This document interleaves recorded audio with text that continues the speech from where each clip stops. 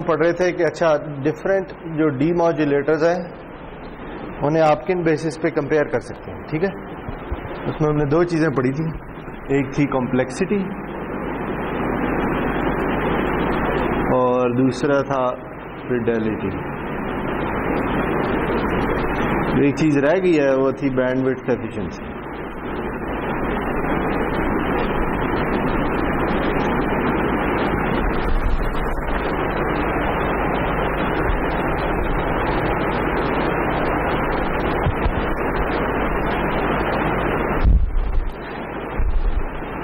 अच्छा, bandwidth efficiency को ना कुछ लोग स्पेक्ट्रल एफिशिएंसी भी कहते हैं।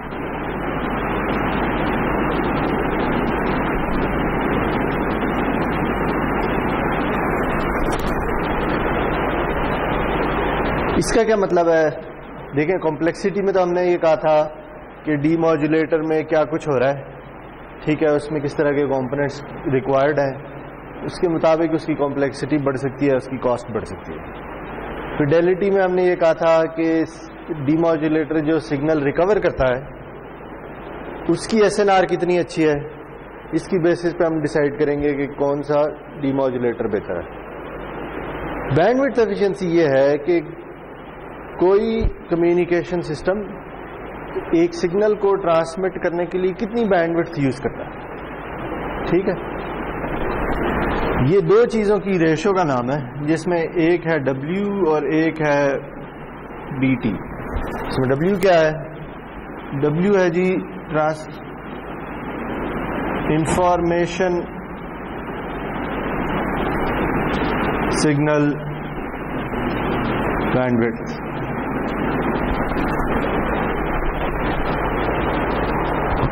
यानी जो सिग्नल आप ट्रांसमिट कर रहे हैं उसकी बैंडविड्थ क्या है। और BT क्या है? BT है ट्रांसमिशन बैंड।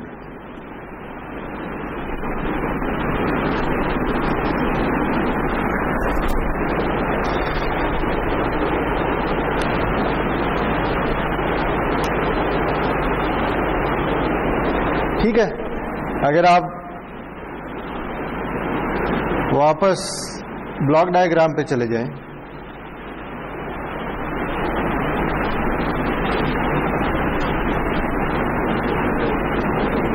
तो हम ये कहते हैं जी कि अच्छा हमारे पास कोई इंफॉर्मेशन सिग्नल है MT, उससे हमने मॉड्यूलेटर डिजाइन किया, उसने बनाया सिग्नल बेस बैंड XZT और उसे हमने बैंड पास में कन्वर्ट किया तो हमें मिला XCT। ठीक है, इसमें जो W है ना, W इसकी बैंडविड्थ है।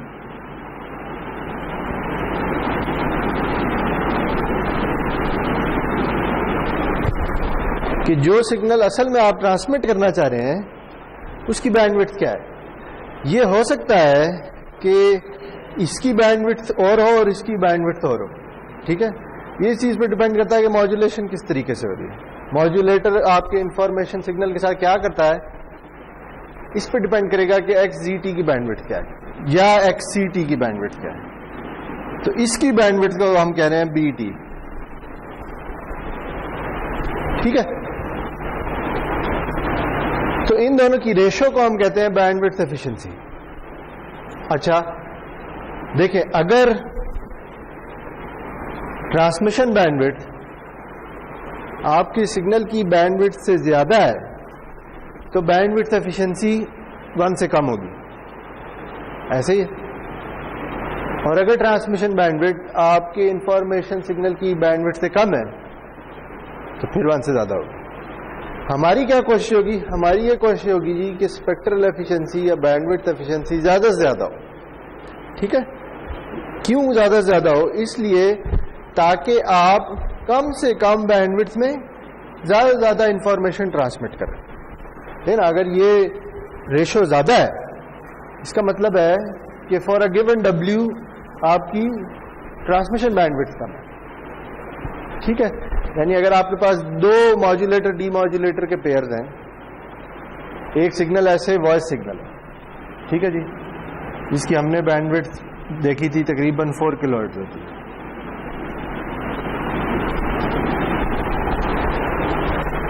तो एक मैं मॉड्यूलेटर डी मॉड्यूलेटर डिजाइन करता हूं और मैं कहता हूं जी उसको जो ट्रांसमिशन बैंडविड्थ चाहिए ना वो है 8 किलोहर्ट्ज, ठीक है। तो इसकी बैंडविड्थ एफिशिएंसी क्या होगी?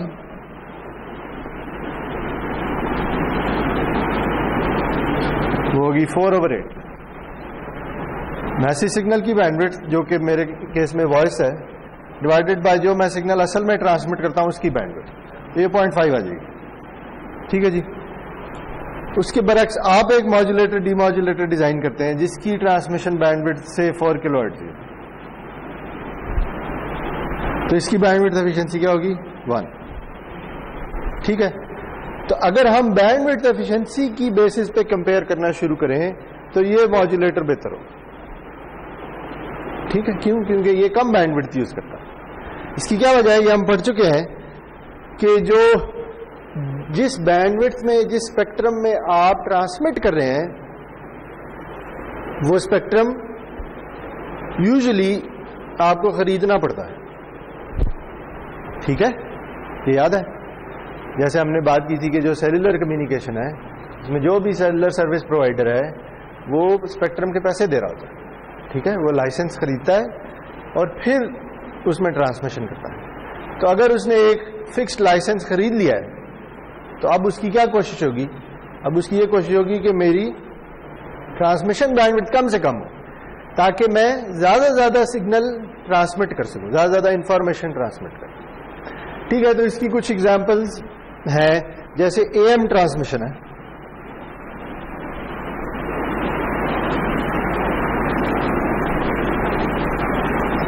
जो एएम ट्रांसमिशन होती है ना, जैसे एएम चैनल होते हैं, ठीक है। ये इसकी जो कैरियर फ्रीक्वेंसी रेंज है वो है 555 किलोहर्ट्ज से लेकर 1700 किलोहर्ट्ज तक,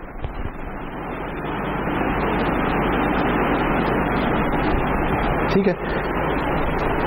ये क्या है? ये इसकी कैरियर फ्रीक्वेंसी है कि एएम अगर ट्रांसमिशन हो रही है ना तो वो उसकी कैरियर फ्रीक्वेंसी इधर कहीं होगी, ठीक है। लेकिन ये जो सारा बैंड है इसको ना छोटे छोटे चंक्स में डिवाइड कर देते होते हैं, ठीक है। अब आपने अगर एक एएम चैनल शुरू करना है तो आप क्या कहेंगे? आप कहेंगे मुझे एक चैनल दे दें इसमें से, यानी एक चंक दे दें इसमें से। तो ये जो एक चंक है ना ये 8 किलोहर्ट्ज का होता है, ठीक है। तो जब आप लाइसेंस खरीदेंगे एएम चैनल का तो आपको इन चंक्स में से कोई एक चंक एलोकेट हो जाएगा कि भाई अब आप सिर्फ और सिर्फ आप इसमें ट्रांसमिट कर सकते हैं, कोई और नहीं कर सकता, ठीक है। और उसकी बैंडविड्थ है 4 किलोहर्ट्ज। अच्छा, अब एएम में आपने ट्रांसमिट क्या करना है? ट्रांसमिट आपने वॉइस करनी है। तो अगर वॉइस ट्रांसमिट करनी है तो जो आपका इंफॉर्मेशन सिग्नल है उसकी मैक्सिमम बैंडविड्थ 4 किलोहर्ट्ज है। तो इसका मतलब है कि आपकी स्पेक्ट्रल एफिशिएंसी वही 0.5 होगी, ठीक है। इसी तरह एक एग्जांपल है एफएम ट्रांसमिशन की।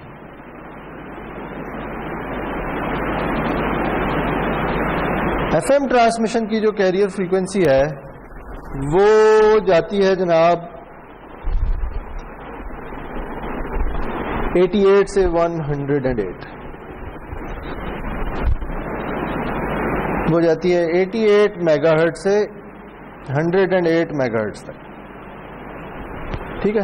ये वो रेंज है जिसमें आपका रेडियो ट्यून हो रहा होता है, एफएम 89 और 99 और 100 वो यही होते हैं।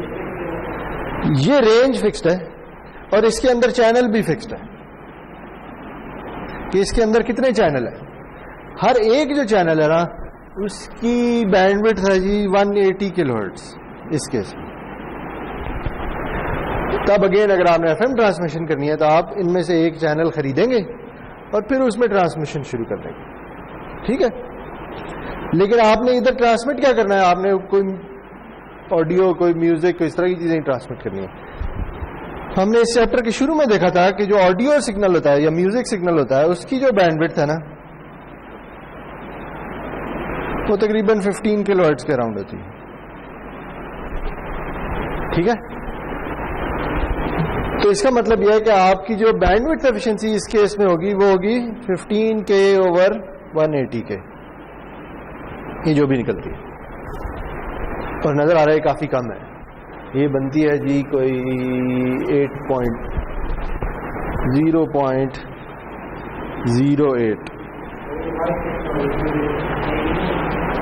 नहीं, वॉइस का मतलब है कि उसमें कोई म्यूजिक नहीं है, सिर्फ आवाज है।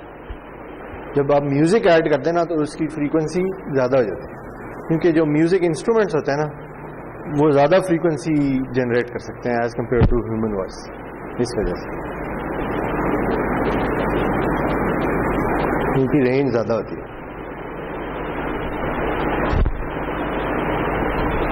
अच्छा जी, लेकिन ये जरूरी नहीं है कि स्पेक्ट्रल एफिशिएंसी हमेशा 1 से कम ही। ऐसे भी सिस्टम अब आ चुके हैं कि जिनकी स्पेक्ट्रल एफिशिएंसी 1 से ज्यादा होती है। ठीक है,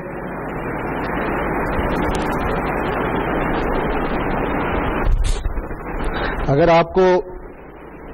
आपकी रिसीव्ड साइड पे एसएनआर अच्छी है ना तो आपकी स्पेक्ट्रल एफिशिएंसी 1 से ज्यादा भी हो सकती है। 1 से ज्यादा का क्या मतलब है? 1 से ज्यादा का मतलब यह है कि आप जितनी बैंडविड्थ यूज कर रहे हैं उस बैंडविड्थ से ज्यादा रेट का सिग्नल आप ट्रांसमिट कर रहे हैं। ये यूजुअली डिजिटल कम्युनिकेशन में होता है। अगर आप वैसे इधर शायद ना यूज हो आगे, लेकिन डिजिटल कम्युनिकेशन में ना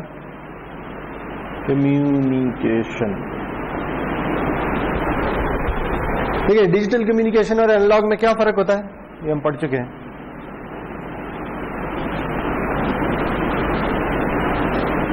हाँ, डिजिटल और एनालॉग कम्युनिकेशन में क्या फर्क होता है? हाँ, तो डिजिटल में किसके हिसाब से होती है? टाइम के हिसाब से होती है। देखिए फर्क ये होता है कि जो एनालॉग ट्रांसमिशन है, कम्युनिकेशन है, उसमें जो इंफॉर्मेशन सिग्नल है वो कॉन्टिन्यूअस होता है।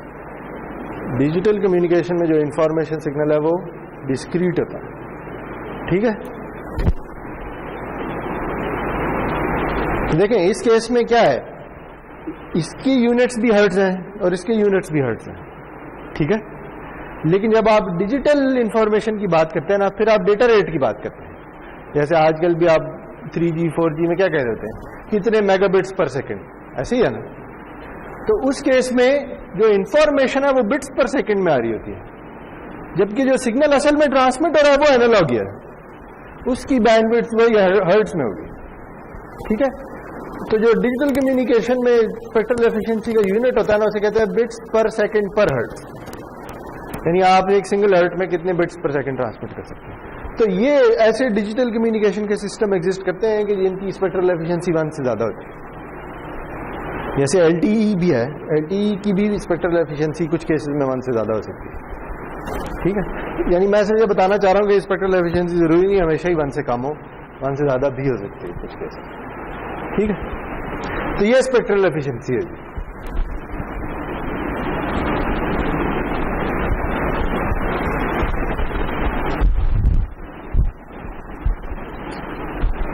आपके पास 3 डिफरेंट तरीके आ गए हैं एक कम्युनिकेशन सिस्टम को इवैल्यूएट करने के। ठीक है, आप उसे कॉम्प्लेक्सिटी की बेसिस पे इवैल्यूएट कर सकते हैं, परफॉर्मेंस की बेसिस पे इवैल्यूएट कर सकते हैं, या उसकी बैंडविड्थ एफिशिएंसी की बेसिस पे इवैल्यूएट। ठीक है, चलिए ये जो चैप्टर था ये खत्म हो गया। इस चैप्टर का मकसद ये था कि आपको कुछ बेसिक्स बताई जाए एनालॉग कम्युनिकेशन की।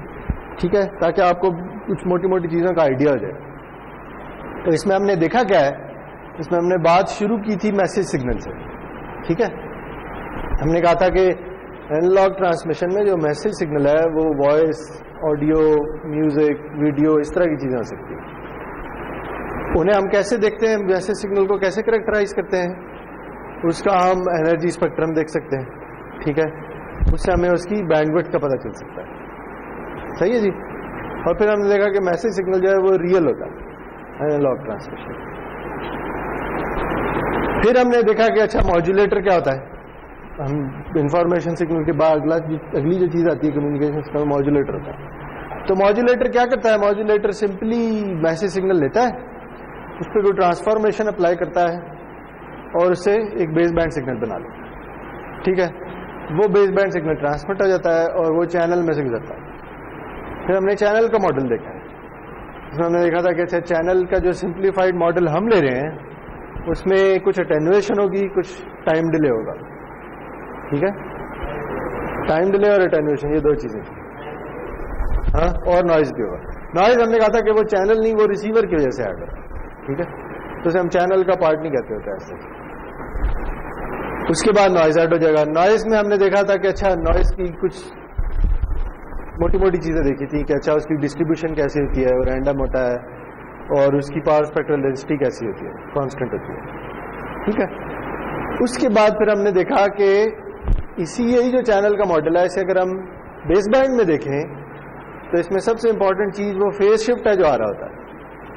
तो वो फेज शिफ्ट किस वजह से आ रहा था? टाइम डिले की वजह से आ रहा होता है। ठीक है, तो डीमॉड्यूलेटर का काम यह है कि वो उस फेज शिफ्ट को यूज करे या ना करे, जैसे उसकी मर्जी है, लेकिन इंफॉर्मेशन सिग्नल रिकवर करे। इसकी बेस पे हमने कहा था कि डीमॉड्यूलेटर की दो टाइप्स होती हैं, एक कोहेरेंट होता है, एक नॉन कोहेरेंट होता है। कोहेरेंट वो है जिसे उस फेज शिफ्ट का पता होना जरूरी है, नॉन कोहेरेंट वो है जिसे कोई फर्क नहीं पड़ता फेज शिफ्ट है या नहीं। और फिर आखिर में हमने ये 3 मैट्रिक देखे हैं कि अच्छा डीमॉड्यूलेटर को हम कैसे कंपेयर कर सकते हैं। ठीक है, अब यही चीजें जो है हम आगे जब भी हम कोई मॉड्यूलेटर डीमॉड्यूलेटर पढ़ेंगे ना, तो हम यूजुअली यही चीजें डिस्कस कर रहे होंगे कि अच्छा इसकी कॉम्प्लेक्सिटी कैसी है, या इसकी बैंडविड्थ एफिशिएंसी कैसी है। ठीक है, या ये कोहेरेंट है या नॉन कोहेरेंट डीमॉड्यूलेटर है। ठीक है, इस तरह की चीजें देख रहे होंगे। इसकी बेसिस पे हम मॉड्यूलेटर डीमॉड्यूलेटर को कंपेयर कर रहे होंगे आपस में। सही है, चलें। तो इसमें जो सबसे पहली मॉड्यूलेशन डीमॉड्यूलेशन स्कीम है वो अब हम पढ़ने लगे हैं, वो है एम्पलीट्यूड मॉड्यूलेशन।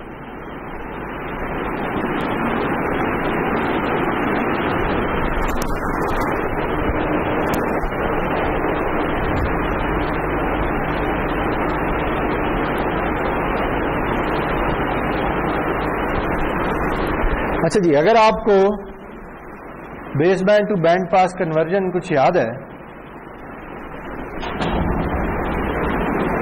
तो हमने ये कहा था कि जब आप बेस बैंड से बैंड पास सिग्नल बनाते हैं तो उसे हम मुख्तलिफ तरीकों से रिप्रेजेंट कर सकते हैं, जिसमें एक तरीका ये है जिसे हमने कैनोनिकल फॉर्म का नाम दिया था।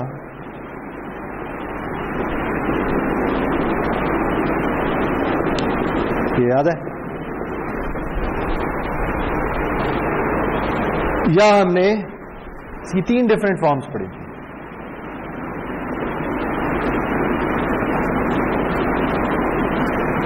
एक ये फॉर्म थी और एक और भी थी, वो क्या थी?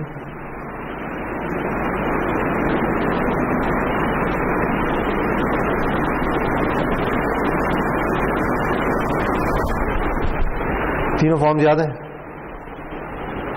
अच्छा मुझे बताइए ये एक्स आई और एक्स क्यू क्या है? ये बेस बैंड के इन फेज और क्वाड्रेचर कंपोनेंट है, यानी बेस बैंड सिग्नल को ही मैं ऐसे भी लिख सकता हूं। ठीक है, तो यानी तीनों जो एक्सप्रेशन है उसमें बेस बैंड सिग्नल किसी न किसी फॉर्म में आ रहा है। इसमें एज इज आ रहा है, इसमें आई और क्यू या रियल और इमेजिनरी की फॉर्म में आ रहा है। तो ये क्या है? ये याद है?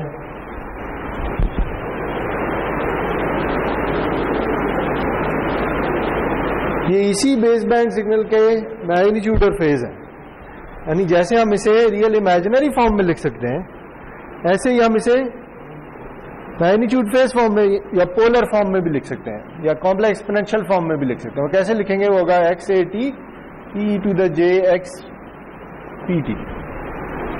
ठीक है, इसमें ए जो है वो मैग्नीट्यूड है या एम्पलीट्यूड है, अगर आप डिपेंड करता है आप इसे कैसे रिप्रेजेंट कर रहे हैं, और पी जो है ये फेज है। ठीक है, देखिए ये एम्पलीट्यूड और मैग्नीट्यूड में क्या फर्क है? कोई आइडिया है? जो मैग्नीट्यूड है ना वो हमेशा पॉजिटिव होता है। ठीक है, लेकिन जो एम्पलीट्यूड है वो पॉजिटिव भी हो सकता है और वो नेगेटिव भी हो सकता है। ठीक है, लेकिन जैसे मैं एक सिग्नल ड्रॉ करूं x ऑफ t जो कि रियल है, ठीक है, और ये कुछ इस तरह से, ठीक है जी, तो हम ये कहेंगे कि ये इसका एम्पलीट्यूड है, ठीक है। अगर मुझे इसका मैग्नीट्यूड प्लॉट करना है तो फिर मैं क्या करूंगा,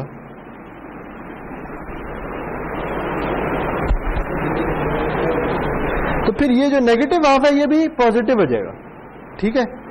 यानी ये जो x ऑफ t है इसका अगर मैं मैग्नीट्यूड प्लॉट करूं तो ये कुछ इस तरह की चीज होगी, सही है। अच्छा, ये क्या है, ये बेसिकली x ऑफ t की एब्सोल्यूट वैल्यू है, आप ये कह लें, क्योंकि ये रियल है इस केस में। लेकिन अगर मैं ये लिखना चाहूं तो फिर मुझे इधर कुछ और भी डालना पड़ेगा, क्या ख्याल है? देखे ना, ये x ऑफ t है जो ये उसकी एब्सोल्यूट वैल्यू जिसमें नेगेटिव चीजें पॉजिटिव हो गई हैं। तो जब नेगेटिव पॉजिटिव हो गया है तो फिर मुझे यहां कुछ और डालना पड़ेगा ना, ताकि ये साइड इसके इक्वल हो। यानी मैं ये कह सकता हूं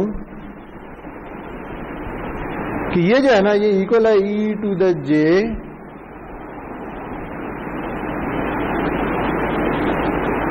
पाई t के, ठीक है ना? नहीं, e to the j pi के। लेकिन ये मैं क्यों डाल रहा हूं e to the j pi? मैं इसलिए डाल रहा हूं कि अगर मैं सिर्फ ऑयलर्स फॉर्मूले से खोलूं तो ये क्या बनता है, cos of pi plus j sine of pi, या ये क्या बनता है -1, ऐसे ही है। तो मैं ये कहूंगा कि इस सिग्नल का कोई फेज है,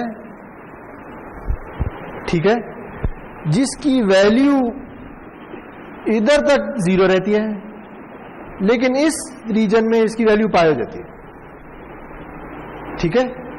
क्यों? क्योंकि देखें, जो नेगेटिव नंबर है ना -1, वो ऐसी है कि मैं ऐसे लिख लूं 1 इंटू ई टू द जे पाई,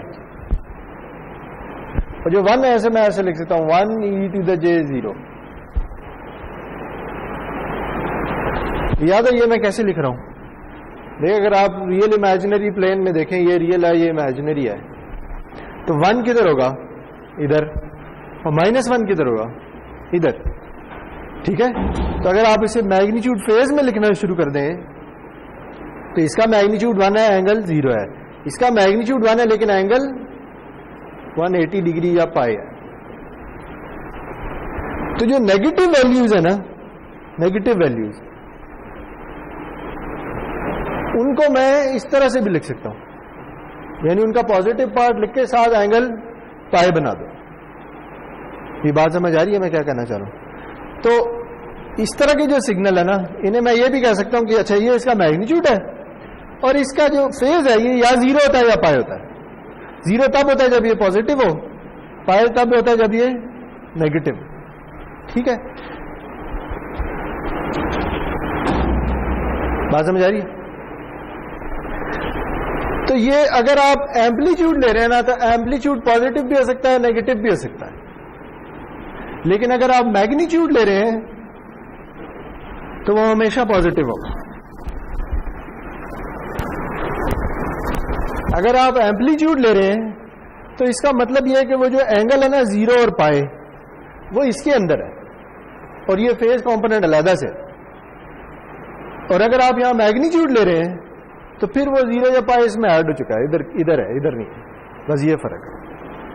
अच्छा जी, खैर, तो यहां पे हम ये कह रहे हैं कि ये जो चीज है ना, ये इसका एम्पलीट्यूड है, मैग्नीट्यूड है, और ये उसका फेज है, ठीक है जी।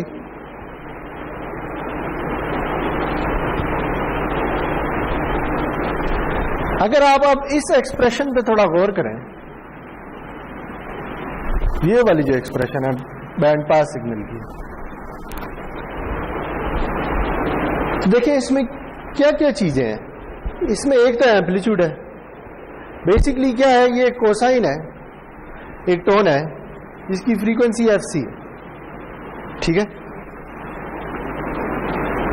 दूसरे अल्फाज में इसे हम कहते हैं ये कैरियर सिग्नल है, क्यों? क्योंकि इसकी फ्रीक्वेंसी कैरियर फ्रीक्वेंसी के इक्वल है, ठीक है। तो हम ये कह रहे हैं जी कि एक कैरियर सिग्नल है जिसको हम चेंज कर रहे हैं। किसकी बेसिस पे चेंज कर रहे हैं? अपने बेस बैंड सिग्नल की बेसिस पे। ठीक है, मतलब क्या कि ये जो कैरियर सिग्नल था कोसाइन ऑफ 2 पाई FCT,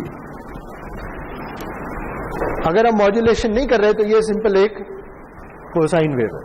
ठीक है, लेकिन अब इधर क्या हो रहा है? इस कोसाइन वेव का एम्पलीट्यूड भी चेंज हो रहा है, इसका फेज भी चेंज हो रहा है। ठीक है, यानी हम इस कैरियर सिग्नल के साथ क्या कुछ कर सकते हैं? हम इसका एम्पलीट्यूड चेंज कर सकते हैं, हम इसका फेज चेंज कर सकते हैं, और हम एक और चीज भी चेंज कर सकते हैं जो इस एक्सप्रेशन में इतनी आसानी से नजर नहीं आ रही, लेकिन वो ये है कि हम इसकी फ्रीक्वेंसी भी चेंज कर सकते हैं, FC की बजाय कुछ और करना है।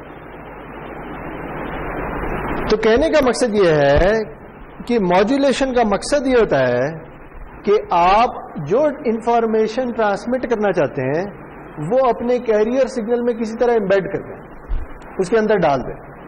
ठीक है, उसके अंदर कैसे डालें? इसके 3 डिफरेंट तरीके हैं। या तो आप कैरियर सिग्नल का एम्पलीट्यूड चेंज करना शुरू कर दें इंफॉर्मेशन सिग्नल के मुताबिक, मतलब कि अगर इंफॉर्मेशन सिग्नल का एम्पलीट्यूड बढ़ता है तो कैरियर सिग्नल का एम्पलीट्यूड भी बढ़ा दें, अगर कम होता है तो कम कर दें। तो क्या हो रहा होगा कि जो इंफॉर्मेशन इधर है उसकी बेसिस पे आपने कैरियर सिग्नल का एम्पलीट्यूड कम और ज्यादा करना शुरू कर दिया, तो एक किस्म की आपने वो इंफॉर्मेशन कैरियर सिग्नल में डाल दी। या दूसरा तरीका क्या है कि इंफॉर्मेशन सिग्नल की बेस पे आप कैरियर सिग्नल का फेज चेंज करना शुरू कर दें। ठीक है, अगर इंफॉर्मेशन सिग्नल की वैल्यू बढ़ रही है तो फेज बढ़ाना शुरू कर दें, कम हो रही है तो कम करना शुरू कर दें। ये भी एक तरीका हो सकता है।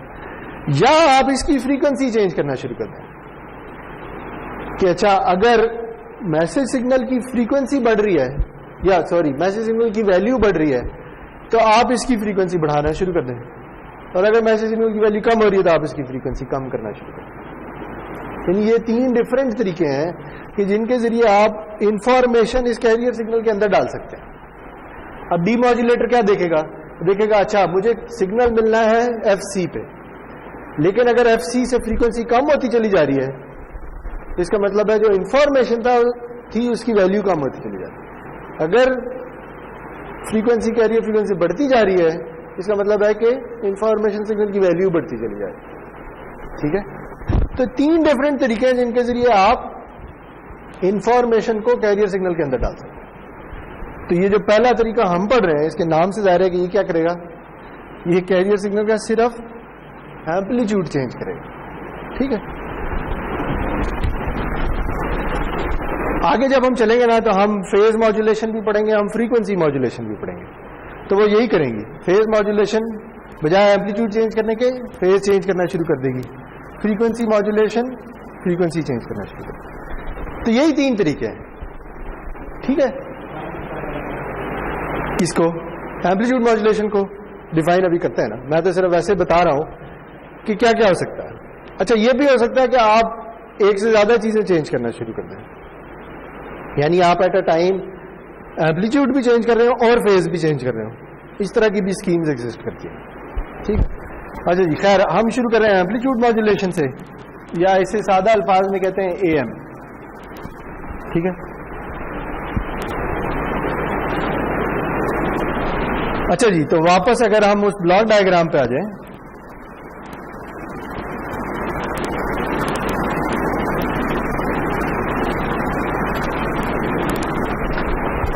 ठीक है, अब ये कोई मॉड्यूलेटर नहीं रहा बल्कि AM मॉड्यूलेटर।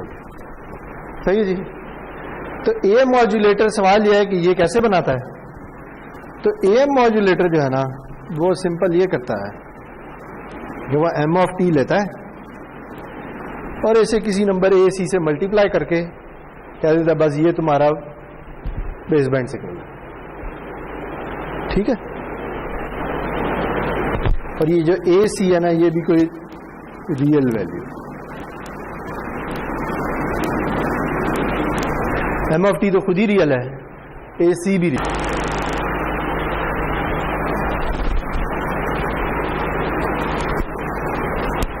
ठीक है जी, तो ये क्या करता है, ये बेसिकली आपका इंफॉर्मेशन सिग्नल पकड़ता है, उसे एक नंबर से मल्टीप्लाई कर देता है AC से।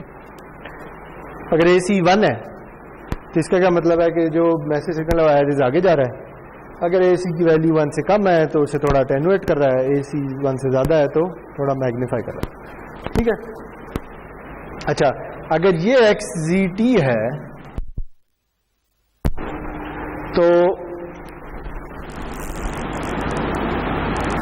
और मैं ये कह रहा हूं कि जो मैसेज सिग्नल है, मैसेज सिग्नल की हम बात कर चुके हैं, इसकी बैंडविड्थ को हम कहेंगे ये W हर्ट्ज है। ठीक है, और इसका जो एनर्जी स्पेक्ट्रम है उसे नाम देंगे हम GM(f) का। ठीक है जी, और इसकी जो पावर है उसे हम डिनोट कर देंगे PM से। ठीक है, जहां जहां MM आ रहा है तो ये मैसेज सिग्नल की बात हो रही है। सही जी, तो क्या ख्याल है कि ये जो बेस बैंड सिग्नल बना है इसका एनर्जी स्पेक्ट्रम किस तरह का होगा?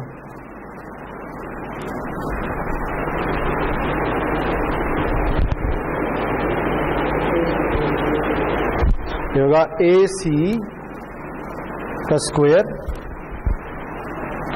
आगे आएगा GM(f). ठीक है, लेकिन अगर सिर्फ एम्प्टी होता तो फिर क्या आता, तो जो इसका एनर्जी स्पेक्ट्रम है वो इसका एनर्जी स्पेक्ट्रम होता। लेकिन ये चूंकि एक नंबर से मल्टीप्लाई हो रहा है तो जब इसका मैग्नीट्यूड स्क्वायर लेंगे तो ये एक स्क्वायर आ जाएगा। ठीक है,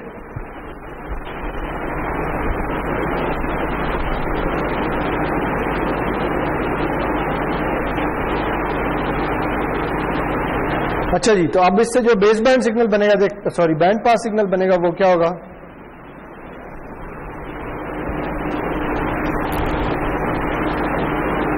क्या ख्याल है?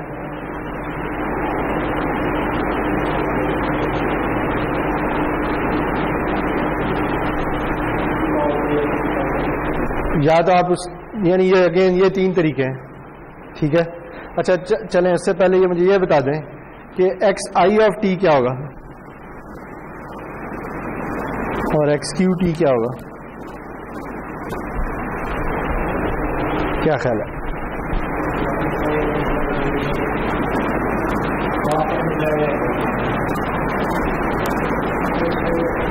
बेस बैंड सिग्नल है, इसके I और Q रियल और इमेजिनरी पार्ट चाहिए, इसमें कॉज नहीं है।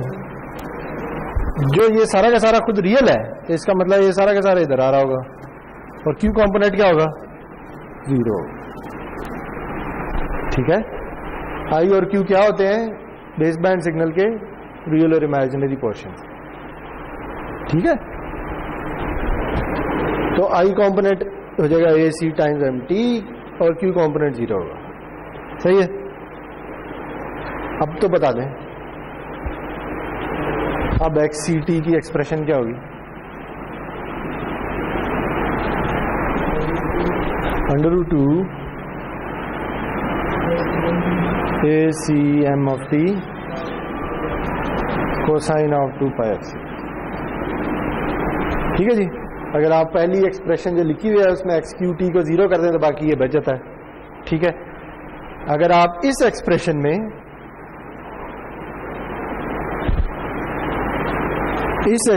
में क्या होगा, अगर ये सारा रियल है, ये सारा का सारा एम्पलीट्यूड में डाल दें, फेज 0 होगा तो फिर भी यही एक्सप्रेशन आएगी। ठीक है, अच्छा जी, तो आगे चलें। तो बताएं कि इस सिग्नल का एनर्जी स्पेक्ट्रम क्या होगा?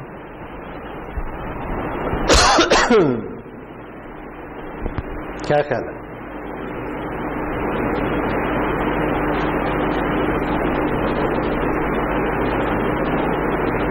अगर आप थोड़ा स्लो जाना चाहते हैं तो स्लो जा सकते हैं। अगर आप मुझे ये बता दें कि इसका फोरियर ट्रांसफॉर्म क्या होगा?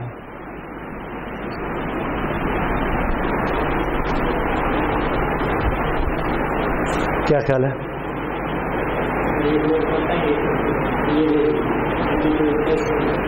दो इम्पल्सेस आएंगी। ठीक है, एक FC पे, एक -FC।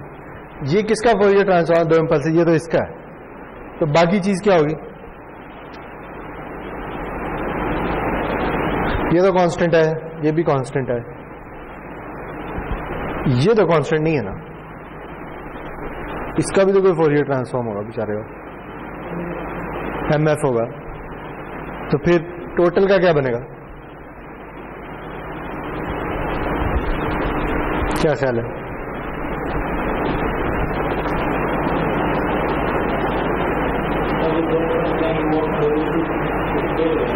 √2AC से स्केल हो जाएंगी, ठीक है। और इसका भी बताया ना, इसका क्या होगा?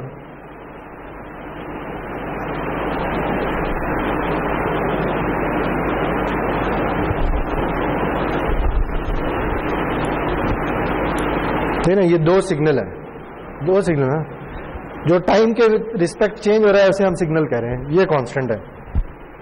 ये दोनों सिग्नल क्या हो रहे हैं? मल्टीप्लाई हो रहे हैं, तो फोरियर ट्रांसफॉर्म इनके कैसे होंगे? कन्वॉल्व हो जाएंगे, ठीक है। तो कौन किसके साथ कन्वॉल्व होगा? ठीक है, अच्छा देखें, ये तो वैसे ही आ गया, ठीक है, ये तो वैसे ही आ गया। इसका फोरियर ट्रांसफॉर्म क्या है? आपने कहा M(f) है, ठीक है। इसका फोरियर ट्रांसफॉर्म आपने क्या कहा है?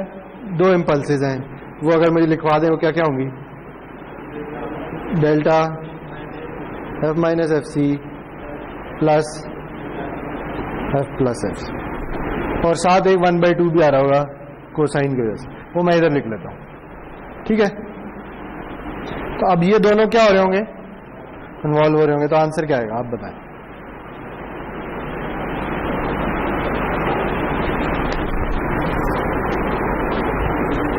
हाँ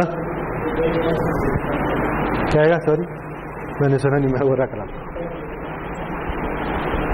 नहीं वो तो ठीक है, लेकिन एक्सप्रेशन क्या होगी? है ना, इसे इसके साथ कन्वॉल्व करें, फिर इसे इसके साथ कन्वॉल्व करें, इसे जब इससे कन्वॉल्व करेंगे तो क्या आएगा?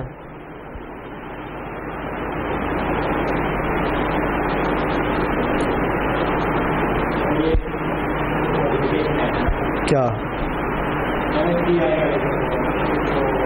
वो शिफ्ट हो जाएगा FC से, लेकिन अगर किसी सिग्नल को डेल्टा से कन्वॉल्व करें तो वही सिग्नल मिल जाता होता है, लेकिन ये शिफ्टेड है तो ये भी शिफ्ट हो जाएगा, तो आंसर आएगा जी M(f minus FC plus M(f plus FC), ठीक हो गया। तो अब बताएं इसका एनर्जी स्पेक्ट्रम क्या होगा?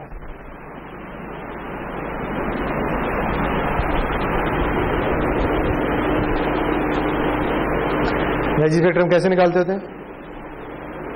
फोरियर ट्रांसफॉर्म से मैग्नीट्यूड स्क्वायर ले लें, तो बताएं जी इसका मैग्नीट्यूड स्क्वायर लें, क्या आ जाएगा? 1/2 AC square into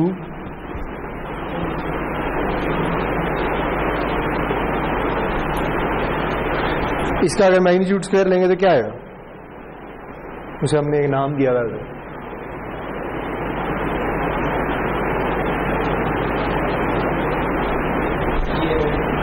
GM(f minus F)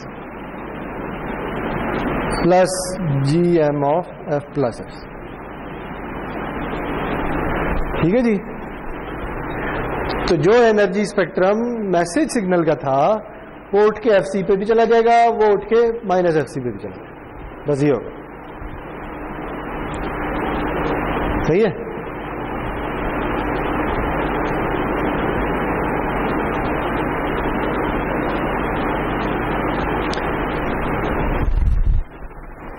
देखिए अगर फॉर एग्जाम्पल GM(f) कुछ इस तरह का है,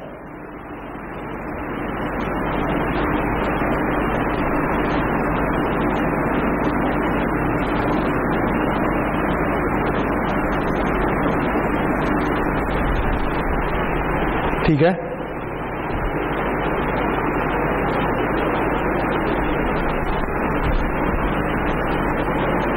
और से ये वैल्यू 1 है, तो बताएं G(f) क्या होगा?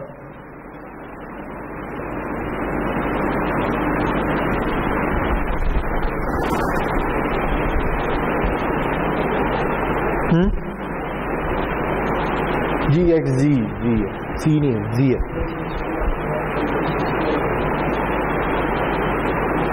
बेस बैंड सिग्नल की बात हो रही है। हाँ वो लिखा हुआ ना यार। ठीक है, वो यही होगा, सिर्फ स्केल हो जाएगा AC स्क्वायर से। ठीक है, तो आप बेस बैंड सिग्नल हो गया, बैंड पास सिग्नल का एनर्जी स्पेक्ट्रम कैसा होगा?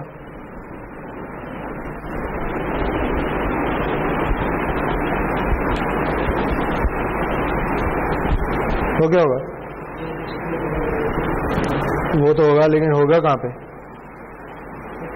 FC पे। ठीक है जी, तो जब हम इसे बैंड पास में कन्वर्ट करेंगे तो दो कॉपीज बन जाएंगी, आधी एनर्जी इधर चली जाएगी और आधी एनर्जी इधर चली जाएगी। ठीक है,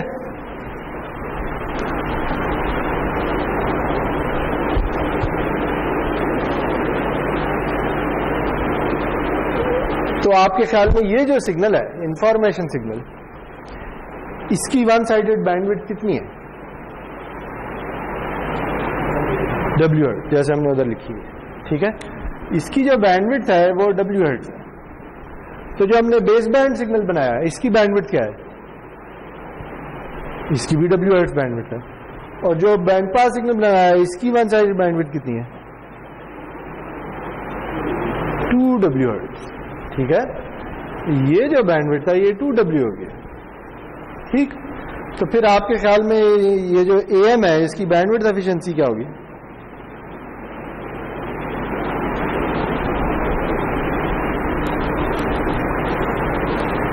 बैंडविड्थ एफिशिएंसी क्या होती है? इंफॉर्मेशन सिग्नल की bandwidth divided by transmission bandwidth. Information signal की बैंडविड्थ क्या है? W।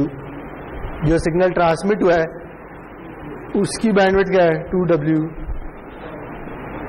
तो बैंडविड्थ एफिशिएंसी 0.5 बनेगी। ठीक है, अच्छा इस 0.5 को ना अक्सर परसेंटेज में भी लिख देते होते हैं, परसेंटेज में लिखेंगे तो 50% होगी। ठीक है, एक ही बात है। सही जी, तो ये क्या है? ये एम्पलीट्यूड मॉड्यूलेटर।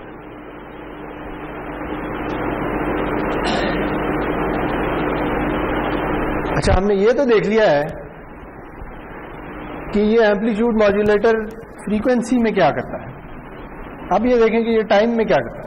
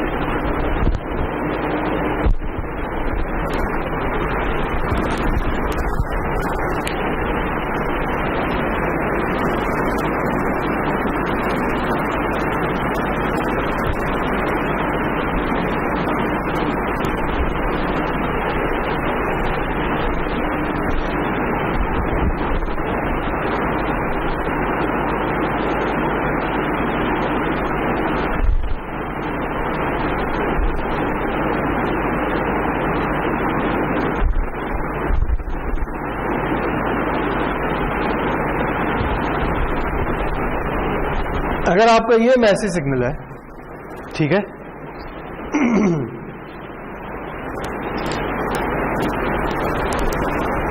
तो ये देखें कि जो आपका बेस बैंड पास सिग्नल बन रहा है वो क्या है? वो ये है।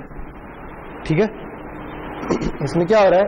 यही मैसेज सिग्नल डायरेक्टली मल्टीप्लाई हो रहा है इस कोसाइन के साथ। ठीक है, तो अगर मैं कोसाइन भी ड्रॉ कर लूं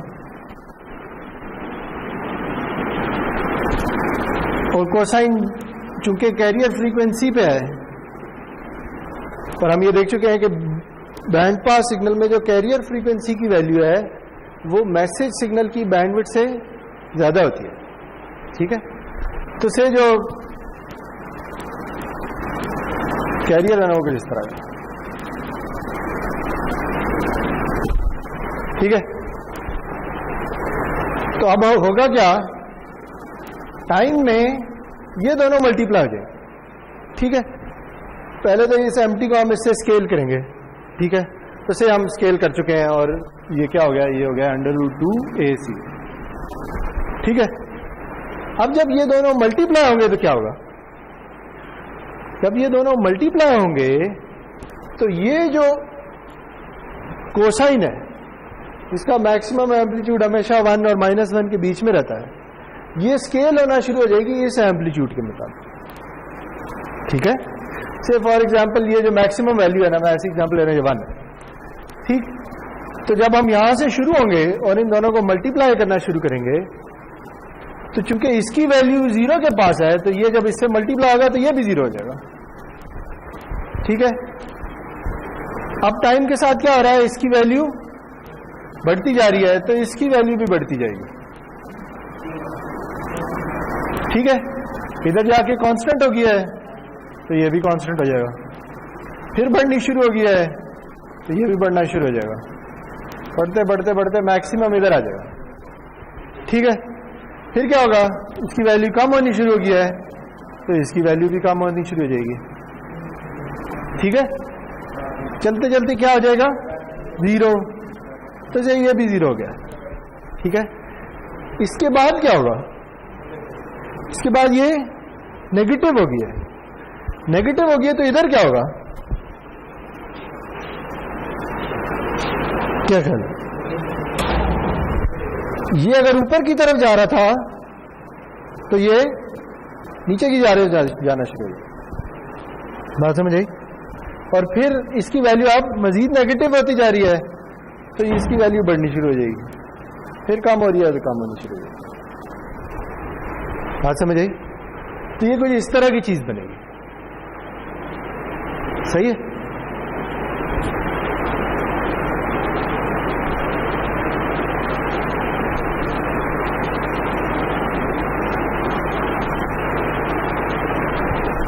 तो ये क्या है, ये आपका कैरियर सिग्नल है और ये क्या है, ये आपका बैंड पास सिग्नल।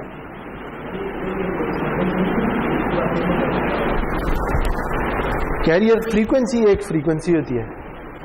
ठीक है। लेकिन ये जो कोसाइन बनती है ना, या ये जो इधर e⁻j2πfct लिखा हुआ था, उस कॉम्प्लेक्स एक्सपोनेंशियल या इस कोसाइन को हम कैरियर कह देते हैं, कैरियर सिग्नल कहते हैं। ठीक है। ना, जब हम कह रहे हैं कि ये फ्रीक्वेंसी ट्रांसमिट हो रही है तो इसका क्या मतलब होता है, इसका मतलब होता है कि उस फ्रीक्वेंसी का कोई सिग्नल ट्रांसमिट हो रहा ना, वो हम वैसे सादा अल्फाज में कह देते हैं ये फ्रीक्वेंसी ट्रांसमिटर लेकिन असल में कोई सिग्नल ही होगा ना उस फ्रीक्वेंसी का।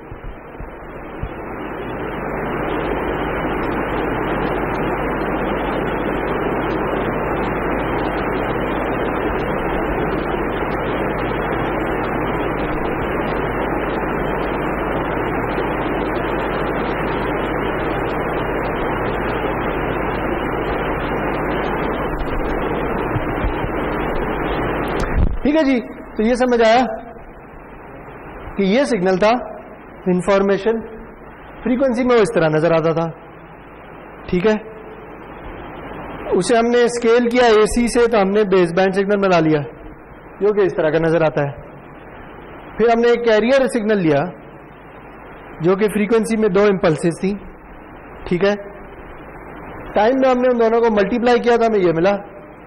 फ्रीक्वेंसी में वो दोनों कन्वॉल्व हो गए, कन्वॉल्व हुए तो ये उठ के इधर चला गया और एक कॉपी इधर आ गई। ठीक है। तो टाइम में मल्टीप्लिकेशन हो रही है कैरियर सिग्नल की मैसेज सिग्नल के साथ, फ्रीक्वेंसी में कॉन्वोल्यूशन हो रही है मैसेज सिग्नल की कैरियर सिग्नल के साथ। किसमें तो चैनल था, अगर चैनल है तो चैनल की टाइम में ही कॉन्वोल्यूशन होगी।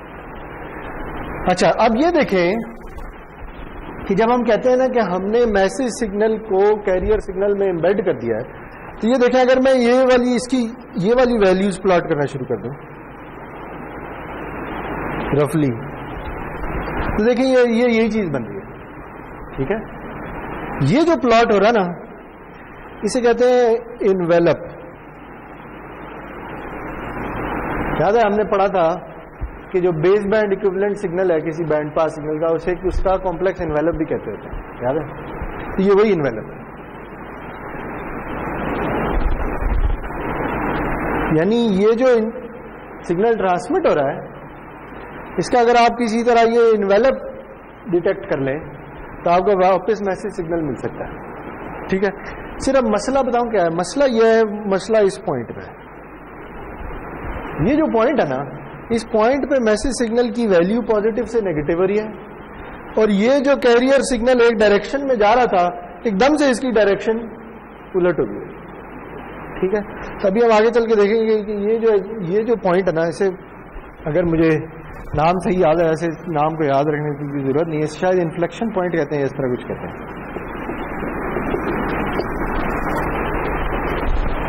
ये पॉइंट इंपॉर्टेंट है, आगे चल के आपको पता चलेगा इससे क्या होता है।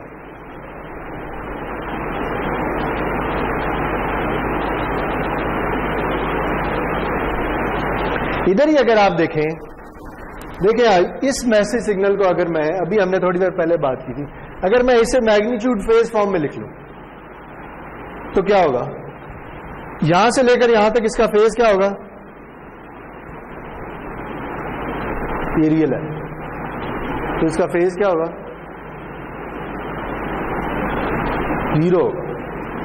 ठीक है, अगर ये मैसेज सिग्नल की वैल्यू पॉजिटिव है,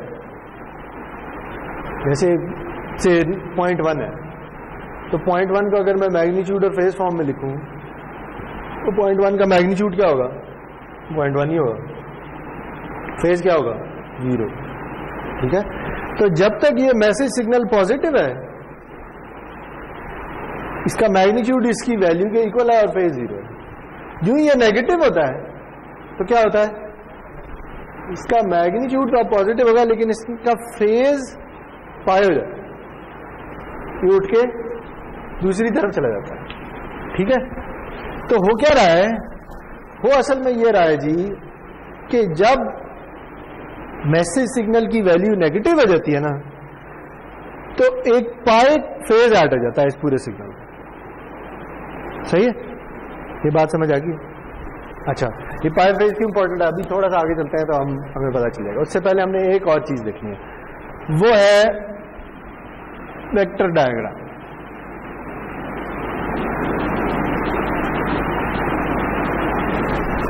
याद है वेक्टर डायग्राम क्या होती थी? वेक्टर डायग्राम होती थी कि अगर मैं एक्स एक्सिस पे आई कंपोनेंट और वाई एक्सिस पे क्यू कंपोनेंट ड्रॉ करना शुरू कर दूं, ठीक है, और जैसे जैसे टाइम बढ़ता चला जा रहा है, जैसे जैसे टी बढ़ता जा रहा है, एक्स आई और एक्स क्यू की वैल्यूज इस पे प्लॉट करना शुरू कर दूं, तो ये किस तरह का नजर आएगा, क्या ख्याल है? एक्स आई की क्या वैल्यू है, ये, और एक्स क्यू की क्या वैल्यू है, 0। तो जब आप से इसी मैसेज सिग्नल को ले लें, जब आप यहां से शुरू होते हैं तो इधर आप कहां खड़े होंगे, ओरिजिन पर खड़े होंगे। ठीक है, अब जब उसकी वैल्यू बढ़ना शुरू होगी तो आप क्या इधर कहां मूव होंगे, आप इस तरह जाना शुरू कर देंगे। ठीक है, जैसे जैसे वैल्यू बढ़ती चली जाएगी आप इधर चलते जाएंगे। ठीक है, वैल्यू कम होनी शुरू होगी तो आप वापस आ जाएंगे, जब वैल्यू नेगेटिव होगी तो आप नहीं, नीचे तो नहीं जाएंगे, इस तरफ जाएंगे। ठीक है,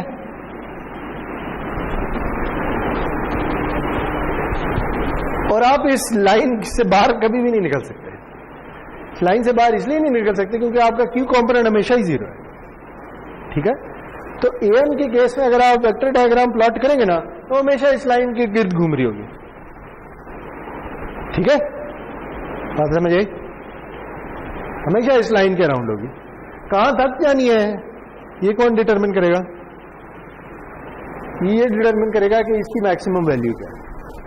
ठीक है, तो अगर हम एएम की वेक्टर डायग्राम ड्रॉ करें तो वो एक स्ट्रेट लाइन आती है एक्स एक्सिस।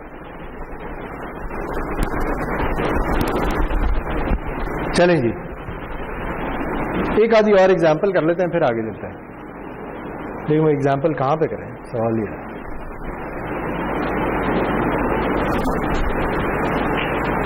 इधर कर लेते हैं, चलें।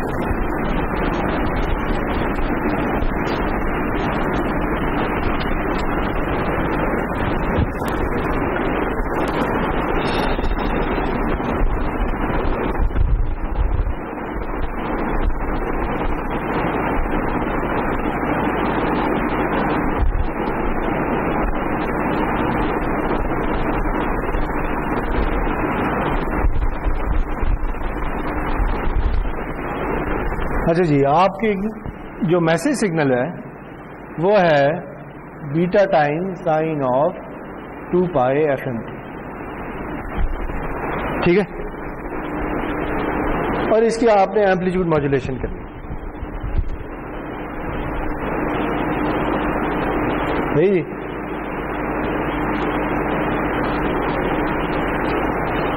तो बताएं जी क्या ख्याल है, इस अगर एम ऑफ टी को मैं ड्रॉ करूं तो ये किस तरह का नजर आएगा?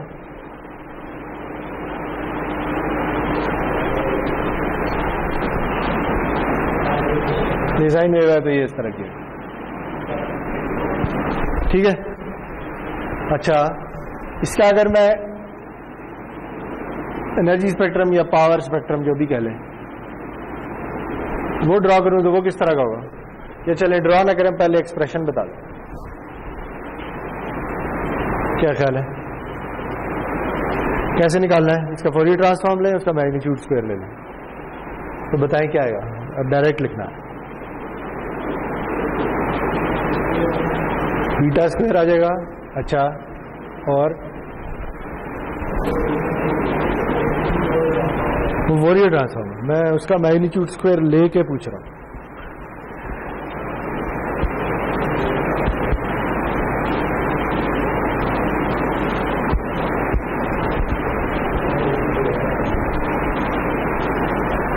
वन और टू जब बाद में देखते हैं, आगे क्या आएगा?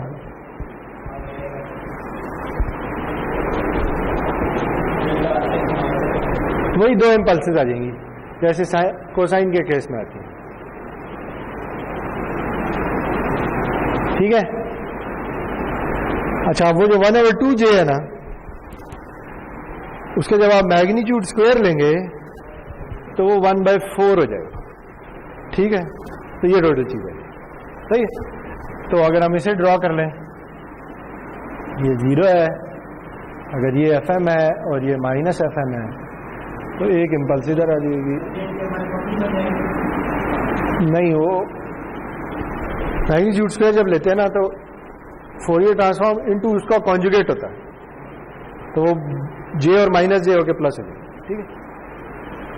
अच्छा जी, तो ये है M ऑफ T और ये है GMF। अच्छा, आप बताएं आपका जो बेस बैंड सिग्नल है वो क्या होगा?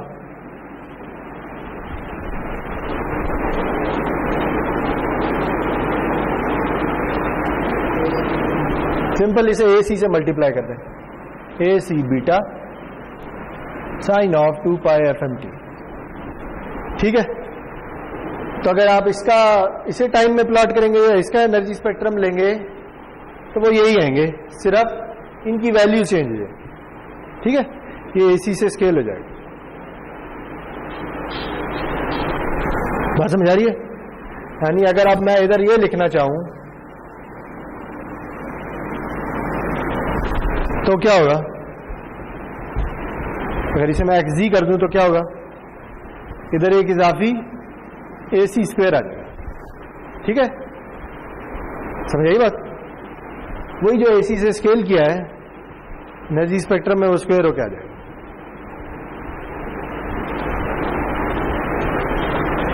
अब बताएं जी कि बैंड पास सिग्नल क्या होगा?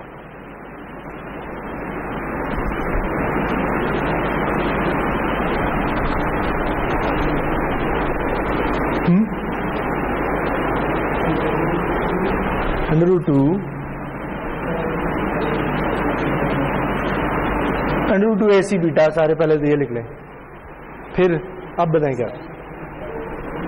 Sign of 2 pi FMT cosine of 2 pi FC, ठीक है। कैसे लिखा है? इसमें MT की वैल्यू डाल दें बस, सही जी।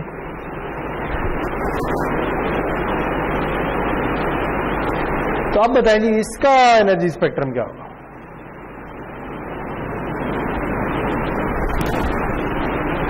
एक्सप्रेशन लिखनी,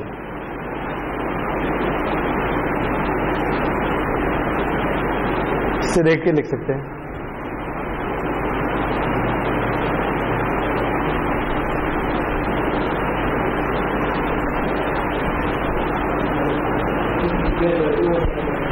AC स्क्वेयर बाय 2, आगे पहले ये बीटा शीटा लिख लें, बीटा स्क्वेयर ओवर 4, आगे आप चलें, अब क्या आएगा?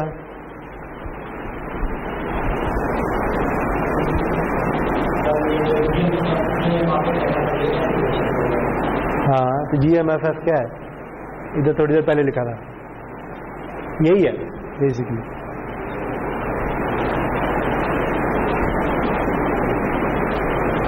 क्या आएगा?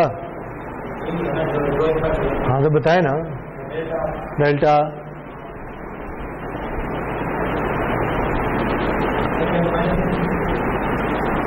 F, आगे ये कहाँ कहाँ पे इम्पल्सेस हैं? हाँ तो इन्हें नोट के कहाँ चले जाना है? FC पे चले जाना ना। तो ये एक इधर आ जाएगी, एक इधर आ जाएगी। ये क्या फ्रीक्वेंसी है? FC प्लस FM, और ये क्या है? FC minus FM। तो आप बताएं यहाँ क्या आएगा?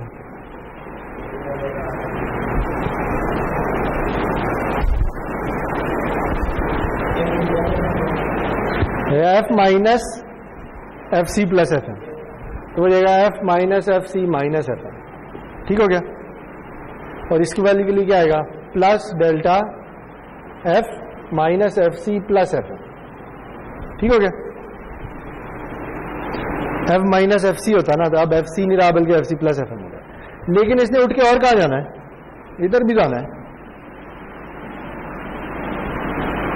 तो इसकी भी तो दो टर्म्स आएंगी, वो क्या होंगी? Plus delta of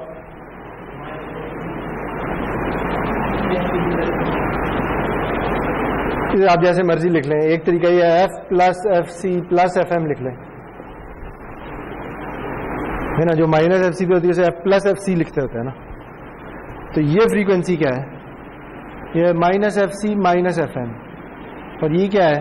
minus FC plus FM। तो एक आ जाएगी F plus FC plus FM, दूसरी आ जाएगी delta F plus FC minus FM। ठीक है?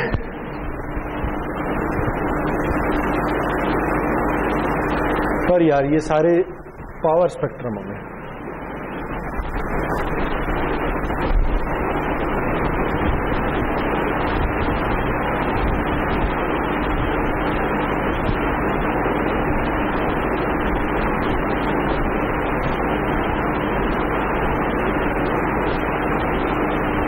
ठीक है जी।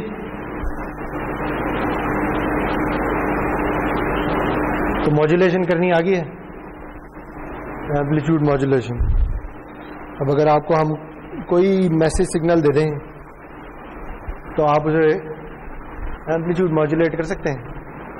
बताएं इसकी टाइम में वेवफॉर्म कैसी होगी?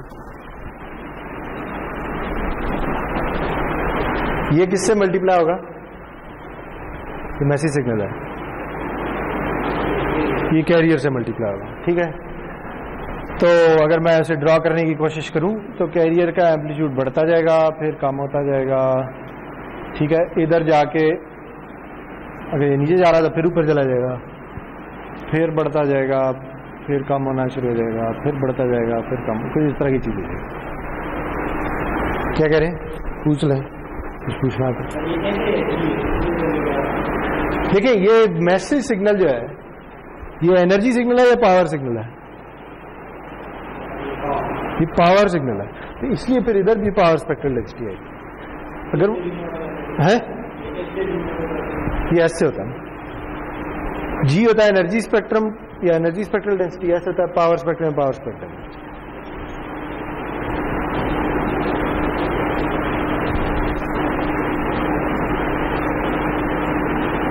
ठीक है? तो कुछ इस तरह की आएगी। मैंने कोई इतनी अच्छी ड्रॉ नहीं की, लेकिन देखेंगे जब कैरियर सिग्नल है इसका एम्पलीट्यूड बढ़ेगा फिर कम होगा, फिर बढ़ेगा फिर कम होगा, इस तरह से।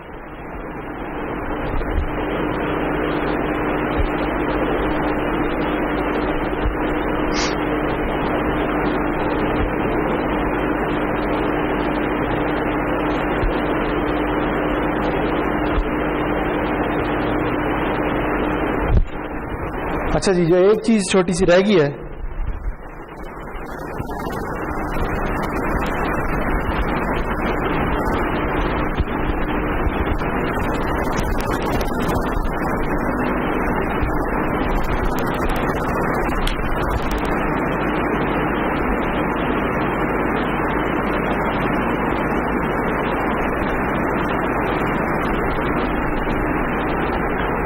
देख लिया। अच्छा जी, हमने ये कहा है कि जो हमारा इंफॉर्मेशन सिग्नल है उसकी पावर PM वॉट्स है, ठीक है। तो जो हमारा बेस बैंड सिग्नल है वो इक्वल है ACMT के, तो उसकी पावर क्या होगी, क्या ख्याल है?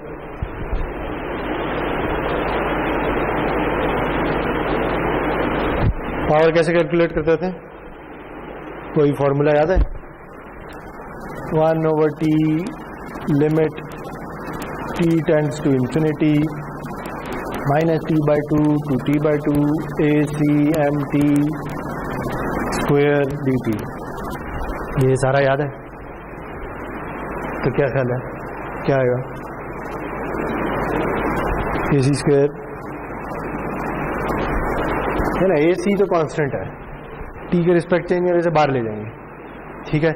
जो बाकी बचेगा वो क्या होगा, PM। तो आंसर क्या आ जाएगा, AC स्क्वायर इंटू PM, ठीक है। ये किसकी है, ये बेस बैंड सिग्नल की पावर है, सही जी। अब बताएं बैंड पास सिग्नल की पावर क्या होगी, वो कैसे निकलेगी? वो इससे निकाल सकते हैं, ये एक्सप्रेशन है। तो क्या ख्याल है,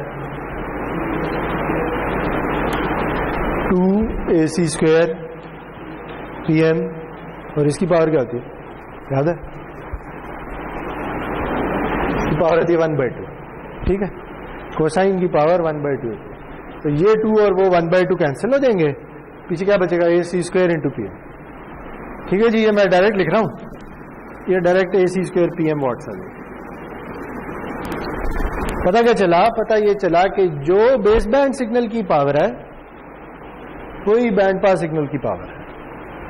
ये वही हो रहा है जो हमने base band to band pass में पढ़ा था कि हम एनर्जी और पावर कंजर्व करना चाहते हैं जब हम बेस बैंड से बैंड पास में जा रहे हों या वापस आ रहे हों। अच्छा, यही पावर आप इधर से भी निकाल सकते हैं इस केस में। ये बताएं इधर से कैसे निकालें? एनर्जी स्पेक्ट्रल डेंसिटी या पावर स्पेक्ट्रल डेंसिटी से एनर्जी या पावर कैसे निकालते होते हैं, ये हम कर चुके हैं, याद है?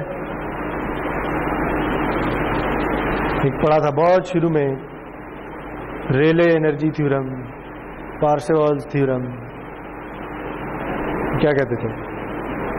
कहते थे कि पावर सिग्नल की टाइम में भी निकाल सकते हैं और फ्रीक्वेंसी में भी निकाल सकते हैं, याद है? टाइम में कैसे निकालते हैं वो लिखा है, फ्रीक्वेंसी में कैसे निकालते थे? उसके फोरियर ट्रांसफॉर्म को इंटीग्रेट करना है, ठीक है। तो इसका ये है जी पावर स्पेक्ट्रल डेंसिटी, सॉरी उसके फोरियर ट्रांसफॉर्म को नहीं, उसके एनर्जी स्पेक्ट्रम को या पावर स्पेक्ट्रम को इंटीग्रेट करना। तो इसे इंटीग्रेट करें जी, इसे इंटीग्रेट करेंगे तो क्या आंसर आएगा, ये बताओ।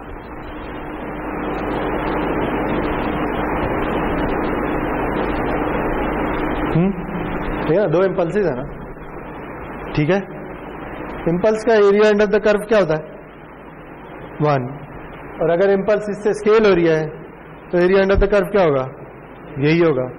और इम्पल्सेस कितनी है, 2, तो total area under the curve क्या आ जाएगा, बताएं जी। पावर ऑफ xg निकाल रहे हैं।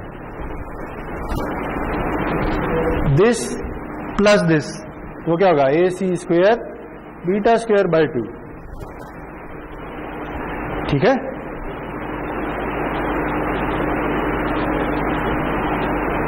इसमें ये AC स्क्वायर वही AC स्क्वायर है जो उधर आ रहा है, तो ये बाकी क्या है, PM, ये मैसेज सिग्नल की पावर है। देखें ये मैसेज सिग्नल है, इसकी पावर निकालें वही आएगी, साइन की 1/2 और ये बीटा स्क्वायर, ठीक है। अच्छा, तो इस हिसाब से फिर P ऑफ XC क्या आएगा,